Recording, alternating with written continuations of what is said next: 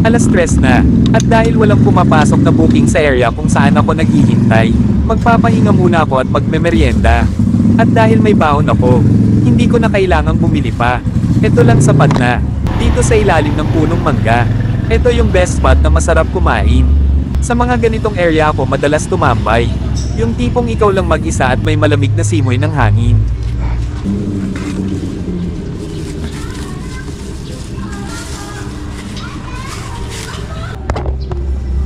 Palabok, gawa ng katulong ko. Siyempre katulong at kaaway ko siya sa buhay.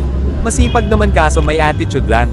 In fairness, masarap talaga siya magluto. Nasanay kasi siya sa lugar kung saan siya lumaki na masasarap magluto.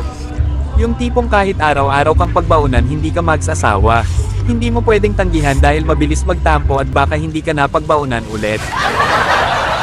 Minsan kasi nakalimutan ko yung baon ko sa bahay at hindi ko nadala. Biglang naghinala. Baka daw may nagbibigay na daw at may ibang nagluluto sa akin ng baon ko. At dahil may palabok, syempre pinagbaunan niya rin ako ng tinapay. Ang maganda dito pinalamanan niya pa ng peanut butter. Na-dry nga lang sa compartment ng motor ko.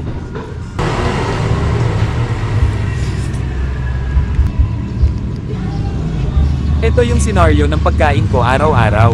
Sa gilid ng kalsada na may malawak na espasyo at may malilim na puno. Yung ikaw lang mag-isa ang kumakain at walang ibang kausap kundi ikaw lang. Tipong tinitignan ka ng mga taong dumadaan. Mas okay ako sa ganitong setup. Mas nare-relax ako sa pagkain ko at hindi ko kailangan magmadali. Yung wala kang pakialam sa iba at ikaw patuloy lang sa pagkain mo. Tipong ninanamnam mo yung kinakain mo habang yung iba nakatingin sa'yo. Umaalis kasi kami sa bahay ng alas 11 ng tanghali. Kaya pagsapit ng bandang alas 3 ramdam muna ulit ang gutom. Nakakailang biyahe ka pa lang pero feeling mo gutom ka na ulit. Pag nasa kalsada talaga ang trabaho mo, mabilis ka talaga gutuman dahil marami kang nakikitang pagkain sa mga gilid-gilid. At dahil marami ang pinadala sa aking palabok, hindi ko kayang ubusin agad. 1/4 ang natira at mamaya ko na lang ulit kakainin pag walang biyahe. Mahirap din kasi bumiyahe ng busog na busog. Para mamaya pag nakaramdam ulit ako ng gutom, pwede naman ako bumili lang para kumain ulit. Huwag natin gugutuman ng sarili natin. Pag may oras kumain ay kumain. At dahil nagkaroon ako ng sakit na amoeba, yun bang pagkatapos mong kumain bigla na lang sasakit ang tiyan mo at mag-ELBM ka na agad? Hilig ko kasi kumain ng pagkain kung saang-saang kainan. Kaya nagkakaroon ako ng amoeba. Iba kasi pag kayo mismo ang nagluto sa bahay yung tipong luto talaga. Lalo na pag sa mga karne minsan kasi pag sa karinderya minsan mamantika at half-cooked lang.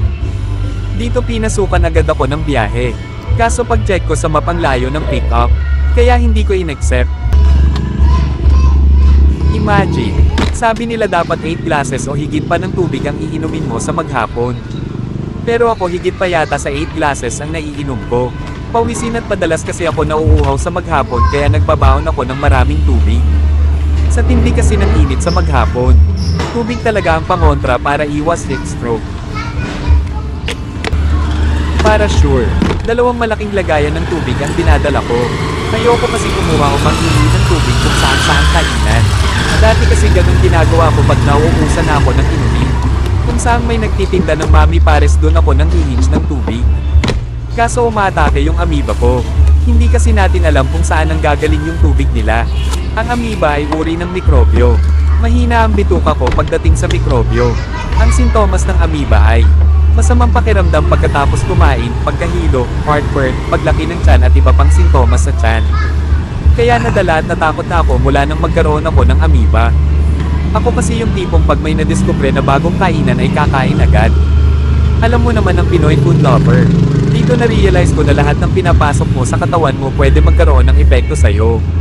Kumbaga kung ano kinakain mo siya, magiging lakas mo o magiging kahinaan mo. At dahil nakakain na at nakapagpahindag na, tapos na rin ang aking pagmamuni-muni sa buhay-buhay. Balik na ulit sa biyahe. Oras na para sumabak na Enmen sa malayuang biyahe.